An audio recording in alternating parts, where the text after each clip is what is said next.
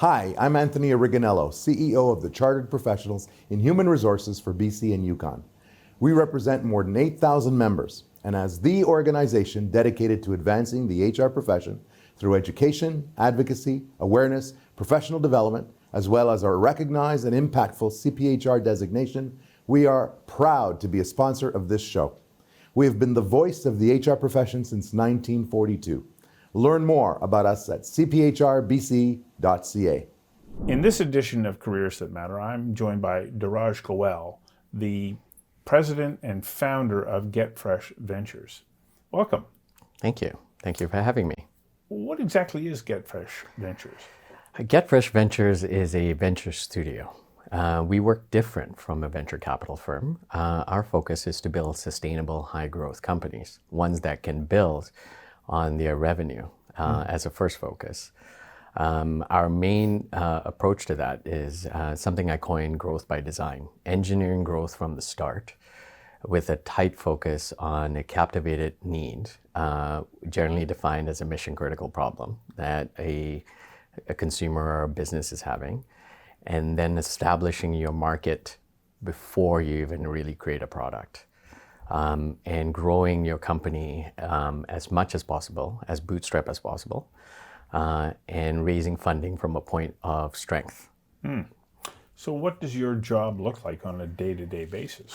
I'm constantly working with our founders. I have our meetings with my founders once a week or once every couple of weeks, and where it's part accountability coach, part strategic designer, part engineering growth within these companies, and part advising them on the capital strategy.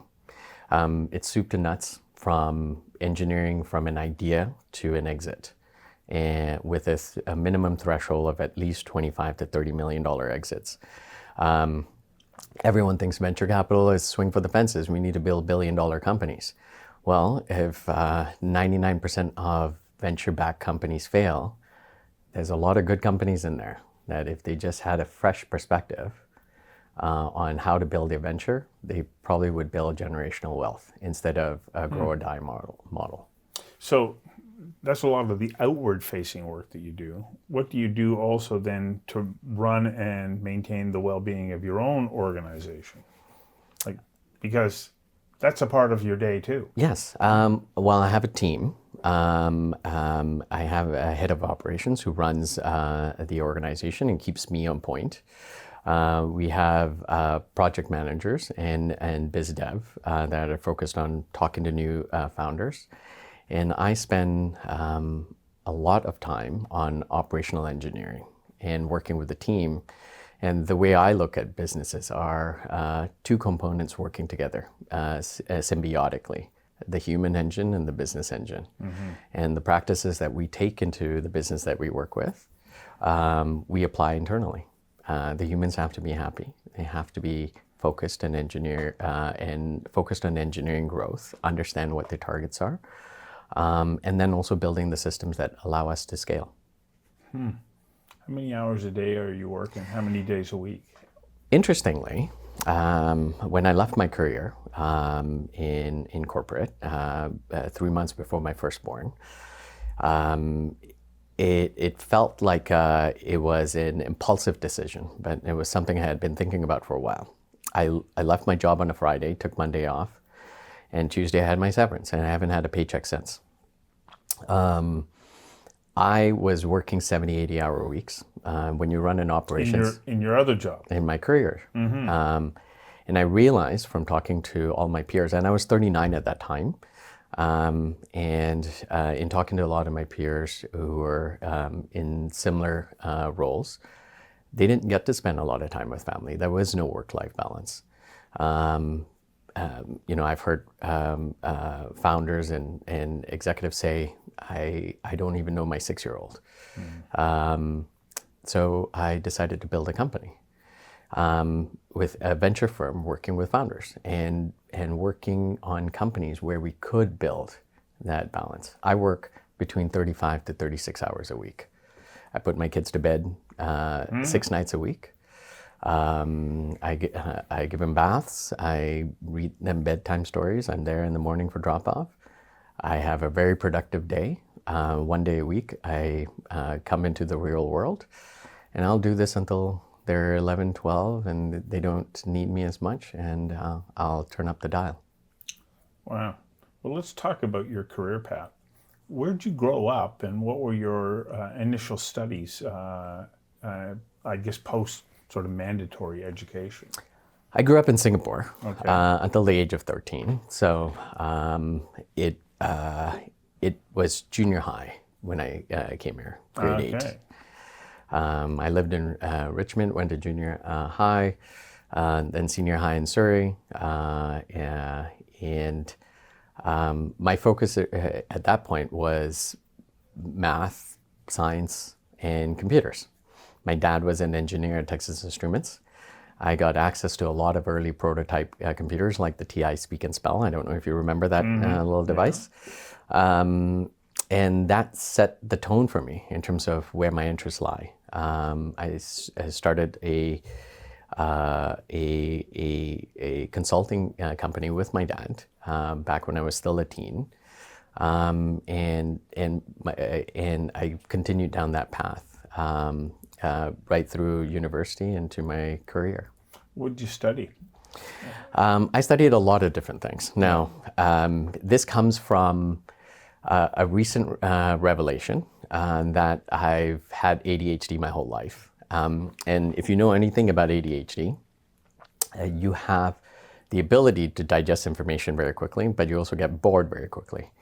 In university, I took archaeology, psychology, math, computer science, engineering, and English is one of my favorite languages. Those are all compatible topics.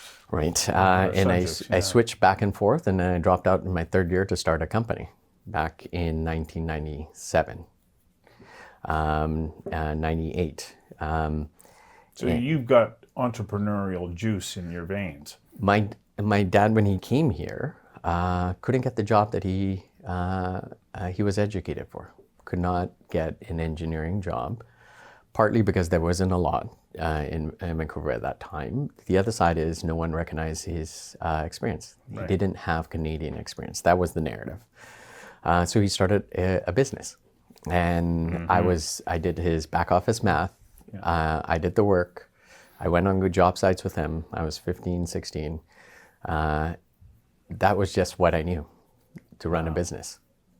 So what was your first business in university? I know you talked about one that you started with your dad when you were a teenager, but what was the first one that you started when you... It was a small business technology advisor. I had a bunch of clients. I was charging them monthly. I was going to school at the same time. I was doing all my back office. I was managing clients. Back then you still had to build servers. There was no such thing as cloud. So I would buy all this gear and build it in my basement. I had all this infrastructure in my home, and I would take it to data centers and install them. Holy smokes. How long did you do that, and what did you do with that company?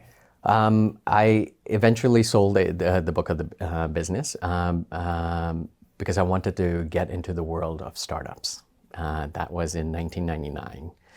And in 2000, I started to work. I started with a company called WebCT.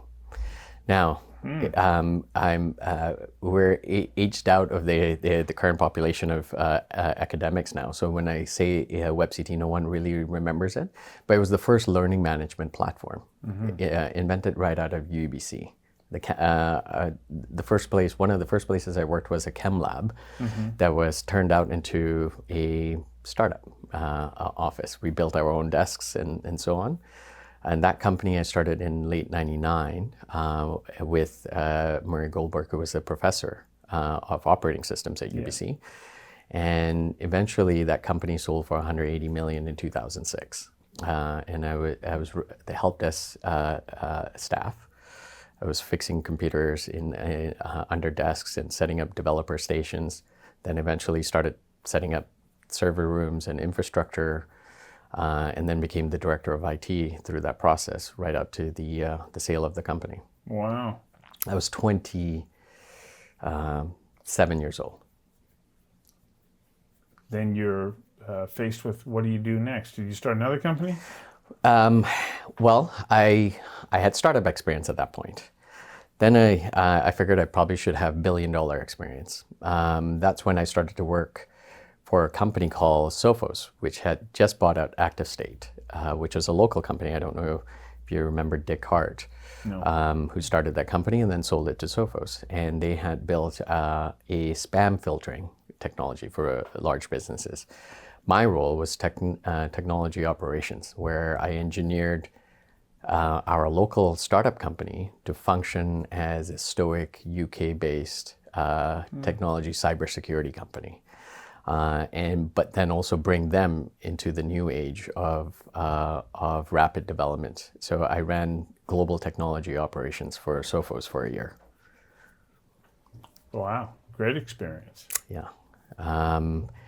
I lasted there for a year. Yeah. I got bored quickly because in a large company, even though I had made a lot of changes, it was still slow moving. There was a lot more paperwork, a lot more project plans and business plans.